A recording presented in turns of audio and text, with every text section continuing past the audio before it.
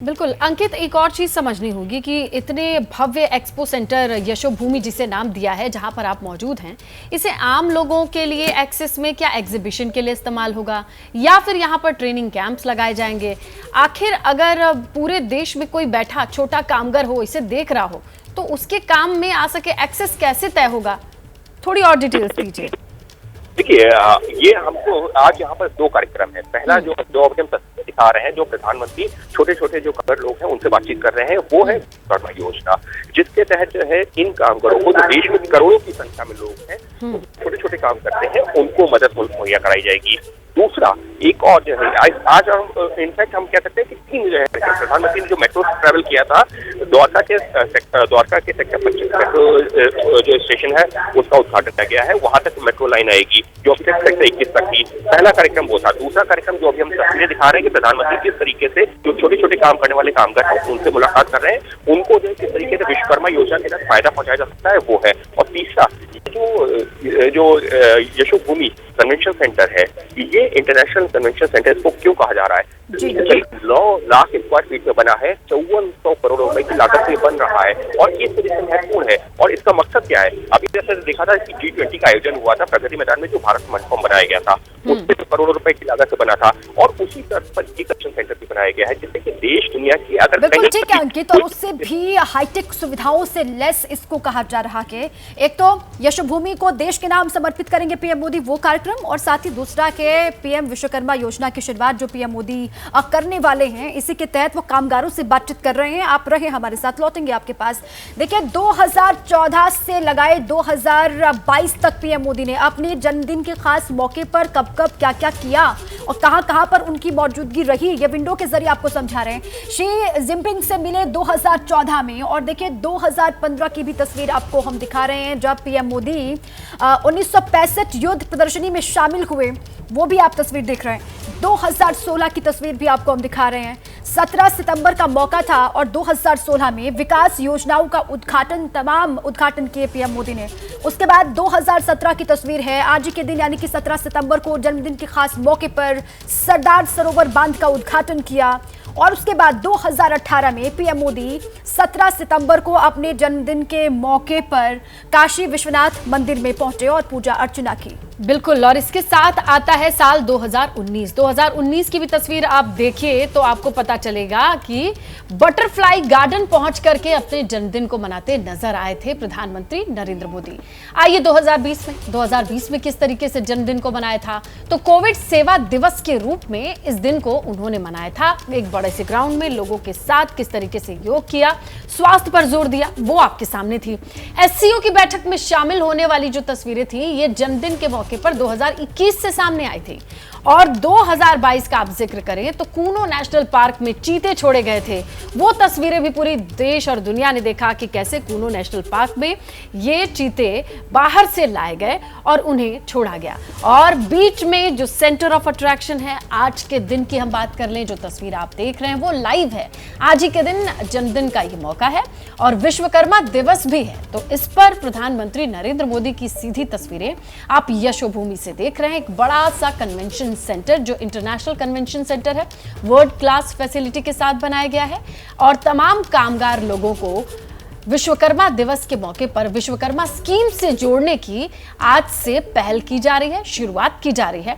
तमाम मंत्रियों की मौजूदगी में प्रधानमंत्री नरेंद्र मोदी इस बार भी अपने जन्मदिन को कहीं ना कहीं आम लोगों से जोड़ करके जरूर मनाते हैं, आम लोगों के बीच पहुंचने की कोशिश रहती है। और यहाँ पर आज के इस दिन पर कामगार हाथ जोड़े लोग ये आपको दिखाई दे रहे हैं। ये लोग छोटे छोटे स्टॉल्स लेकर आए हैं, छोटे छोटे गिफ्ट्स लेकर आए हैं और अपने अपने स्टॉल्स की जानकारी दे रहे हैं।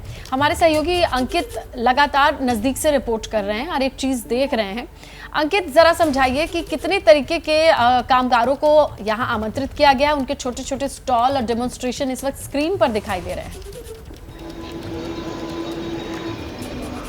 जी बिल्कुल, जैसी जानकारी मिली है कि करीबन 1.5 दर्जन ऐसे कामगारों को यहाँ पर बुलाया गया है और फिर मैं दोहरा रहा हूँ, ये सिर्फ एक है एक हम ये कह सकते हैं कि कुछ लोगों को बुलाया गया है, लेकिन ये जो फायदा मिलेगा ना, करोड़ों लोगों को मिलेगा। और इसी वजह से प्रधानमंत्री हम देख सकते हैं कि किस तरीके से वो दिलचस्पी ले रहे हैं छोटी छोटी चीजों में।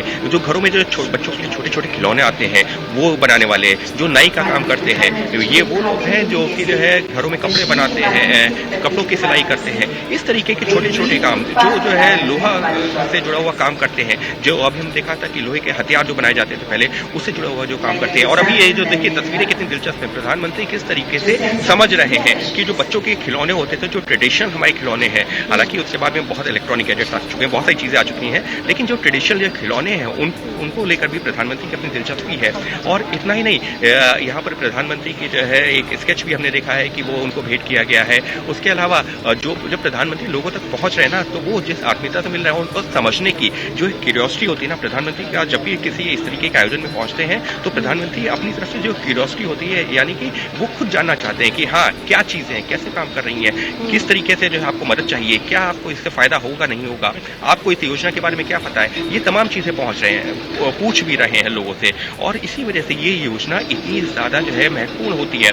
हालांकि जब प्रधानमंत्री ने 15 अगस्त को ऐलान किया था लाल किले से, उसके बाद में तमाम तरह की टिप्पणियां आई थी कि देखिए लाल किले का इस तरीके से जो इस्तेमाल किया जा रहा है, ये चुनावी जो भाषण दिया जा रहा है, चुनावी जो बातें कही जा रही हैं। लेकिन आज जो ये जो योजना की शुरुआत भी हो रही है, भले जो है विपक्षी दल उसको जो है राजनीति से जोड़ रहे हो, लेकिन हमको ये नहीं भूलना चाहिए कि इस योजना की शुरुआत भी हो गई। 15 अगस्त को जो भाषण दिया गया और आज 17 सितंबर को जब हम बात कर रहे हैं तो इस योजना की शुरुआत भी हो चुकी है और देश के करोड़ों लोगों को फायदा मिलेगा। और बाकायदा इसका प्रावधान भी रखा गया था इसी साल के बजट में, और वो 5 साल के लिए प्रावधान भी रखा गया है। तो करोड़ों रुपए का जो बजट भी एलोकेट किया जा चुका है। और प्रधानमंत्री जिस तरीके से दिलचस्पी ले रहे हैं समझने में, तो अपनी तरफ से समझ तो रहे हैं, लेकिन साथ ही में इन लोगों को जानकारी भी दे रहे हैं। हालांकि गिने चुने लोग हैं, फिर मैं कह रहा हूँ कि यहाँ पर जो है एक सिंबॉलिक तौर पर जो लोगों को बुलाया गया है, लेकिन वो जो उनकी कम्युनिटी है, अगर हम कम्युनिटी के लिहाज से बात करें तो वो करोड़ों लोगों तक उसका मैसेज जाता है, करोड़ों लोगों तक फायदा पहुंचता है। और अब प्रधानमंत्री इस यशोभूमि जहां पर ये कन्वेंशन सेंटर है उसके बाहर पहुंच चुके हैं और अब वो वहां का अपनी वो तस्वीरें देख रहे हैं। क्योंकि इस कन्वेंशन सेंटर की बात की जाए,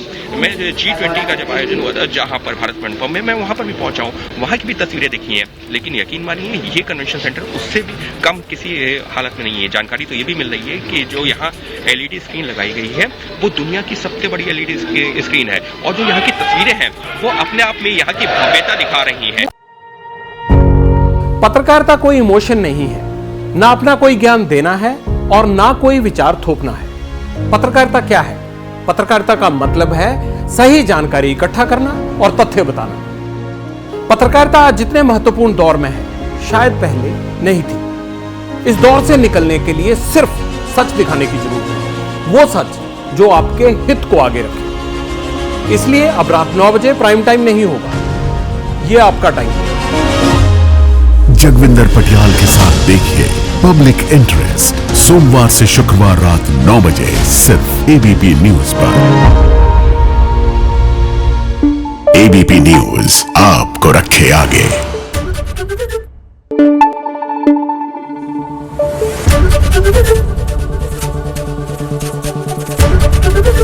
ABP न्यूज आपको रखे आगे।